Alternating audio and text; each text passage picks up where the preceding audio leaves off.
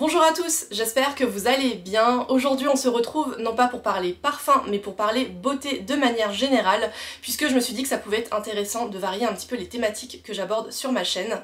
Et comme vous le savez, le parfum c'est ma passion, mais la beauté est un autre de mes grands centres d'intérêt, puisque déjà sur le plan professionnel j'ai été journaliste beauté pendant de nombreuses années, donc c'est un milieu dans lequel je baigne depuis pas mal de temps, et même en tant que consommatrice je suis toujours à l'affût de découvrir de nouvelles marques, et je prends toujours beaucoup de plaisir à tester les produits. Donc aujourd'hui je vais vous présenter les produits que j'ai utilisés et terminés cet hiver, et il y en aura pour tous les goûts. Il y aura du soin, du maquillage. Au niveau des marques, il y a des marques de parapharmacie comme SVR, Aven, il y a aussi du luxe comme Charlotte Tilbury, il y a du Dior aussi. Et voilà, il y en a un peu pour tous les goûts. Il y a aussi 3 flops que je vais vous dévoiler en fin de vidéo. Donc voilà, j'espère que ça va vous plaire. Je vais commencer par le maquillage puisque j'ai peu de produits à vous présenter. Et donc j'ai un favori à vous présenter qui est le mascara Full Fat Lashes de Charlotte Tilbury. Je suis assez fan des mascaras Charlotte Tilbury. Je sais qu'ils sont... En tout cas j'ai l'impression qu'ils sont pas très populaires, on n'entend pas souvent parler comparé à d'autres produits best-sellers que l'on trouve dans la marque, comme par exemple les palettes et les rouges à lèvres. Mais moi je les trouve vraiment très bien de manière générale, les mascaras de la marque Charlotte Tilbury, puisque j'ai des cils qui sont assez raides, assez courts et qui sont difficiles à courber et à discipliner. Et je trouve que les mascaras de la marque Charlotte Tilbury font un très bon travail pour les épaissir, pour les brosser et pour maintenir la courbure surtout tout au long de la journée. Donc je les trouve vraiment très bien. Et donc celui-là ne fait pas exception à la règle, c'est le Full Fat Lashes qui se présente comme ceci. C'est une brosse somme toute assez classique avec des poils et une couleur noire vraiment très pigmentée. Ça ne coule pas, ça ne pique pas les yeux, je porte des lentilles et c'est tout à fait compatible avec le port des lentilles. Et du coup voilà, je pense que celui-là je le rachèterai. Il y en a un autre que j'aime bien dans la marque qui est le Legendary Lashes Volume 2, il me semble, dans un tube doré. Et donc voilà, ce sont des très bons produits dans la marque Charlotte Tilbury que j'apprécie beaucoup.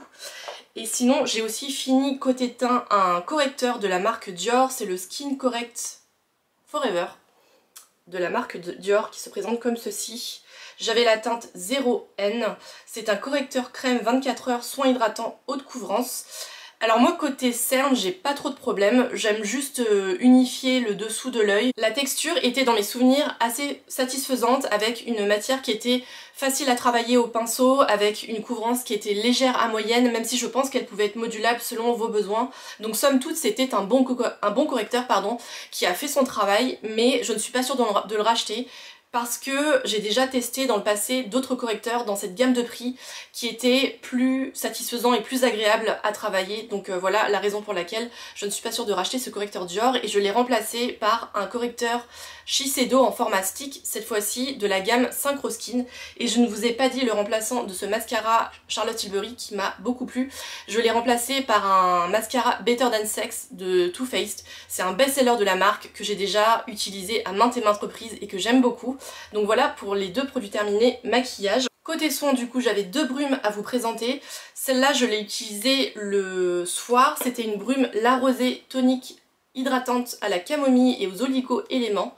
La Rosée c'est une jeune marque de parapharmacie made in France qui est assez chouette je trouve. Elle hydratait, revitalisait et apaisait pour une peau éclatante, et ma foi j'ai pris beaucoup de plaisir à l'utiliser le soir, surtout pour rafraîchir et apaiser le visage après l'eau calcaire de la douche par exemple. Et elle avait une bonne odeur de fleurs d'oranger et un spray qui diffusait une brume assez fine, donc c'était très agréable à utiliser. Son remplaçant c'est une brume, c'est une lotion au concombre de la marque WAM Cosmetics. Et pour le matin j'avais cette eau rénovatrice désincrustante lissante de la marque SVR qui fait partie de la gamme Sebia Clear pour les peaux à imperfection. Puisque j'ai une peau mixte, j'aime toujours incorporer au moins une lotion et un sérum entre guillemets traitant dans ma routine, que ce soit le matin ou le soir, puisque j'aime bien avoir cet effet un petit peu exfoliant et qui garde un petit peu ma peau sous contrôle pour les imperfections et le grain de peau. Et dedans il y avait du niacinamide et de l'acide lactique. L'acide lactique c'est un actif que ma peau mixte apprécie beaucoup puisqu'elle a des propriétés qui sont à la fois lissantes et exfoliantes, et du coup ça agit pas mal sur le grain de peau et l'éclat du teint du coup, et ça lui offre une exfoliation qui est à la fois douce et quotidienne, donc ça me permet de me passer de masque purifiant ou de gommage par exemple. Et donc voilà, c'était une très bonne lotion qui était à la fois efficace mais aussi douce puisqu'elle ne m'a pas du tout agressé la peau. Et son remplaçant c'est une... Ah, j'ai gardé le packaging. C'est un tonique à l'acide glycolique de la marque Inkey List. On continue avec les sérums et pour accompagner la lotion purifiante SVR, j'avais aussi utilisé en complément le sérum associé de la même gamme, donc Sebia Clear. Et c'était un correcteur global anti-imperfection, anti-marque. Et ma foi, il a bien fait son travail puisqu'il a gardé ma peau sous contrôle. Et en guise de sérum de nuit, j'ai utilisé ce sérum de la marque Clé de Peau.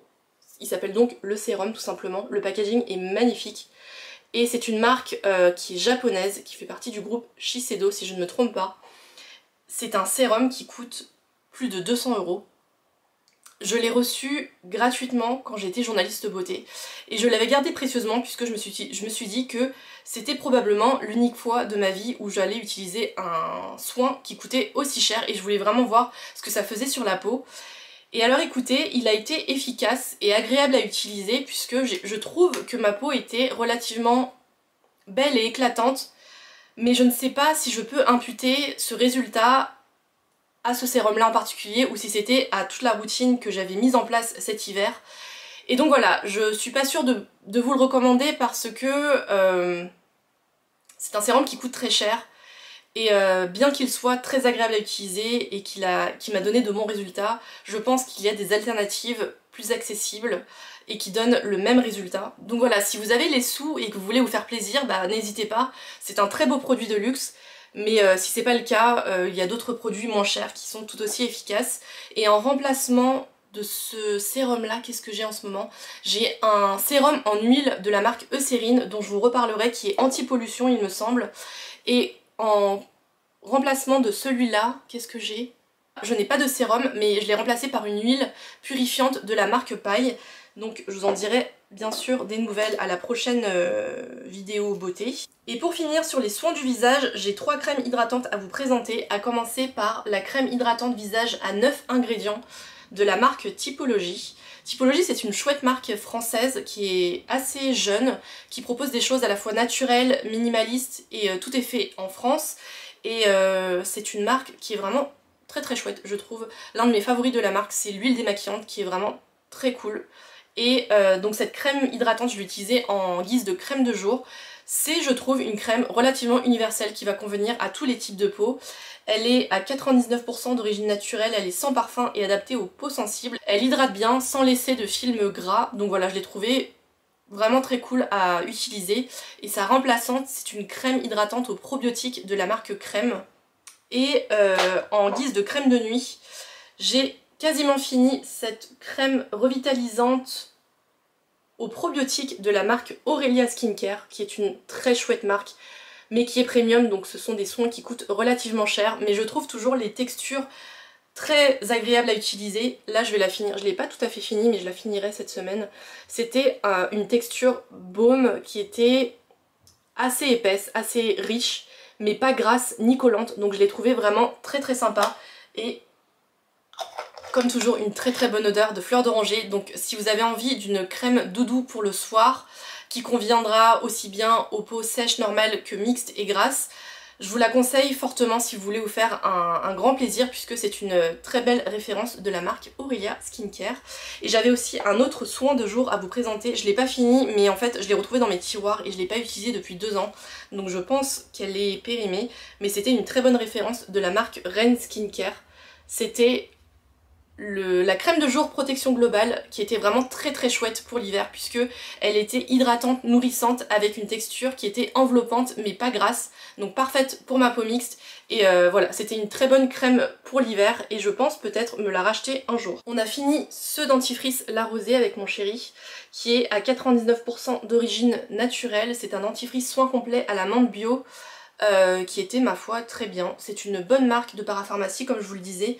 C'est la même marque que la Brume que je vous ai présentée juste avant.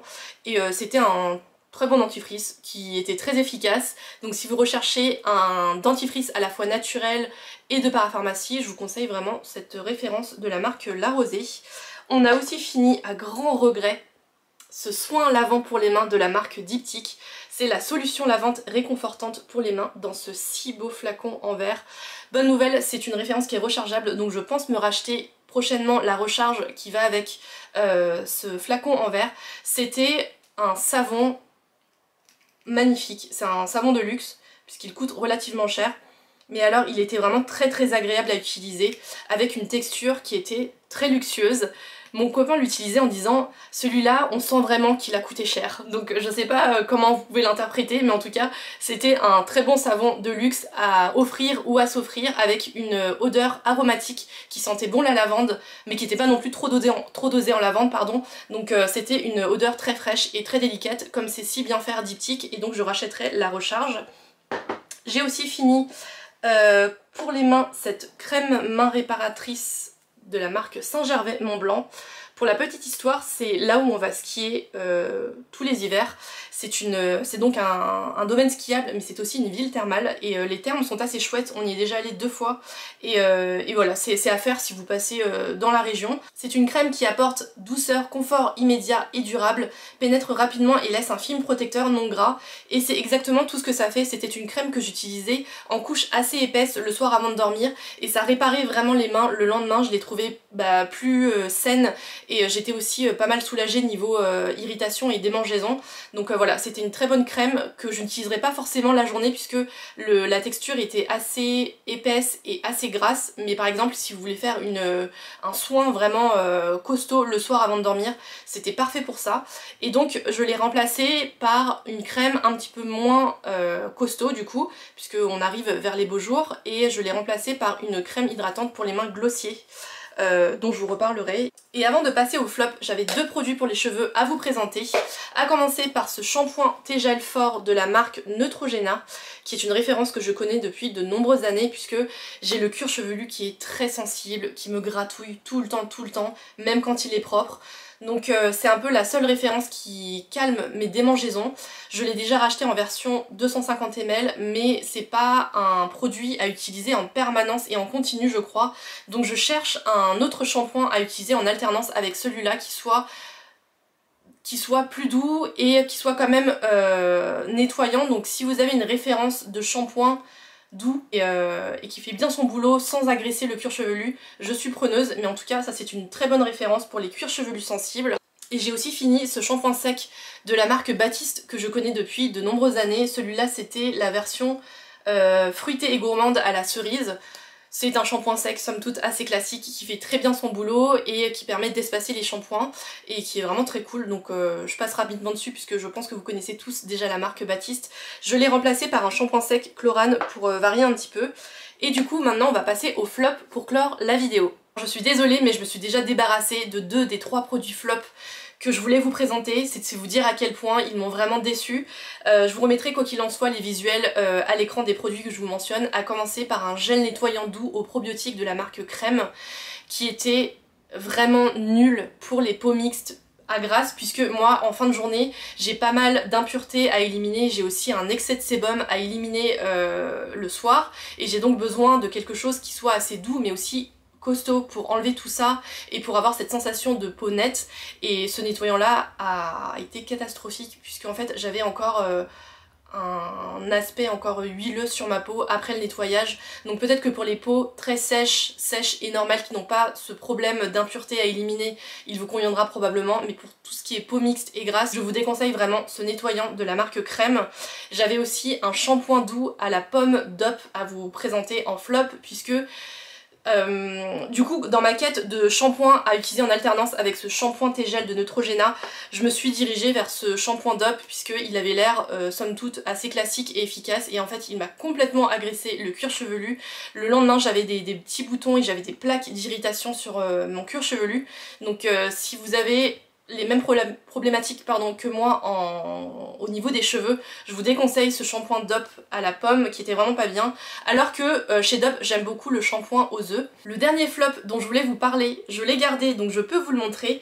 Il s'agit de cette protection solaire Aven que j'avais acheté pour partir au ski en février, et je l'ai choisi principalement pour sa haute protection puisque c'est un SPF 50+, mais aussi pour la mention toucher sec, puisque quand on a besoin de réappliquer un solaire tout au long de la journée, je trouve qu'on a besoin d'une texture qui soit agréable à utiliser et qui ne se sente pas, et malheureusement ça n'a pas été le cas, donc c'est la raison pour laquelle je le classe dans mes flops, puisque même s'il m'a offert une très bonne protection, je n'ai pas eu de coup de soleil de toute la semaine.